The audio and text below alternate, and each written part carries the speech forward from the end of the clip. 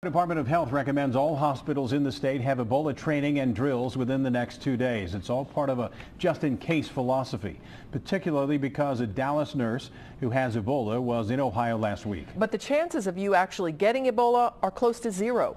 Local 12's Jeff Hirsh has been looking into that, and he joins us now from the newsroom. Jeff? Well, good evening. Here are 2 words you need to know about Ebola. Don't panic. You have a better chance of being killed by lightning than you do dying from Ebola in the United States. There could be a fine line between preparedness and panic. And for the average American, Ebola panic, in fact, even major Ebola concern, should not be part of your thought process. Absolutely not. There is no reason to be worried at all. So far in the U.S., there has been 1 death from Ebola, the man who came from Africa to Dallas, and 2 nurses infected from working with him. And that's it. In a country of 320 million people. You are far more likely to die in a car or truck crash.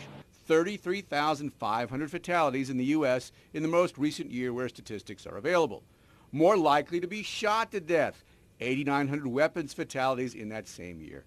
And even more likely to be hit and killed by lightning. The average about 50 deadly lightning strikes a year in the United States. And there's one more thing which is a far bigger threat than Ebola. Definitely.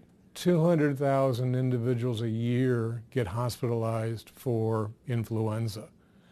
Up to 36,000 die of influenza every year. So you are at much greater risk of getting sick and even dying from influenza than you are Ebola.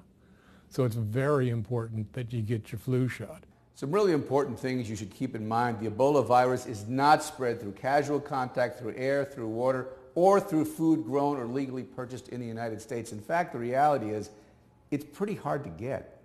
But what if you're a first responder or a paramedic, or if you're a doctor or a nurse? Your chances there are greater than the average person's chances, but it's still a long shot.